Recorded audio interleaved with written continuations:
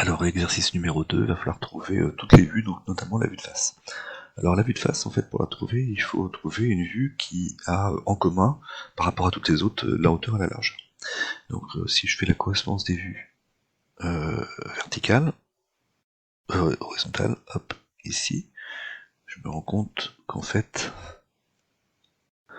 on a 3 vues qui correspondent. Ensuite, je vais regarder la largeur. Et pour la largeur, je me rends compte que j'ai 2 vues qui vont coller. Donc voilà, cette vue-là et cette vue-là, cette vue-là et cette vue-là. Et j'ai remarqué que la largeur qu'on a ici, qui est identique à celle-là, va être la même que la largeur qu'on a là. Donc globalement, quand on va regarder ce qui se passe, maintenant je vais déterminer encore une fois un autre paramètre. C'est que la largeur qu'on a ici, je vais retrouver la même à cet endroit-là, et la même à cet endroit-là. Donc en fait, ce qui est commun, donc les codes bleus et les codes vertes, les codes rouges, je les retrouve en fait ici, donc la hauteur et la largeur. Donc cette pièce avec la vue B a la hauteur commune avec 2 vues et la largeur commune avec 2 autres vues. Donc ça c'est la vue de face. Donc ici j'ai un B. Ensuite, pour la hauteur, je sais que sur cette ligne là j'ai C, E, alors que sur l'horizontale, alors que sur la verticale, je vais donc avoir le D et le A. Reste à savoir maintenant quelle vue est à quel endroit. Donc maintenant, j'ai quand même la vue en perspective qui m'est proposée, et quand je regarde la vue de face, je regarde la vue en perspective, et pour voir la vue de face, je regarde comme ça pour voir la vue de face.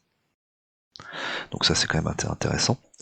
Et donc, maintenant que je sais que j'ai la vue de face, comment je dois regarder cette pièce-là pour voir la vue de droite? Je regarde par là. Et ça, c'est la vue de gauche. Hein. La vue de gauche, je vais dessiner à droite. Donc là, la vue de gauche. Et la vue de gauche, en fait, correspond à quoi? Ça correspond soit à C, soit à E. Je vois bien ici des arêtes visibles. D'accord? Des arêtes visibles et des arêtes visibles. Donc en fait, quand je regarde la vue de gauche, qui va être dessinée à droite, je vais voir toutes les arêtes. Ça correspond donc à la vue C. Donc ici j'ai un C, et donc si j'ai ici C, quand je regarde par la droite, tous ces arêtes que je voyais vont être cachés. Et résultat, ça correspond à E.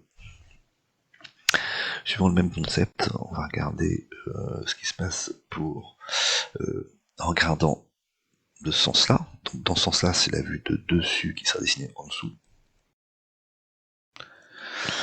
Je vois toutes les arêtes. Et donc, je sais que là en dessous, il y a des arêtes qui vont être cachées. Vous voyez, une arête qui traverse, mais a priori, il n'y en a qu'une seule.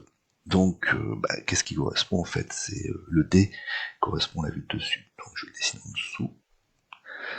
Et dans ce cas-là, le A sera au-dessus. Voilà, on a terminé notre dessin.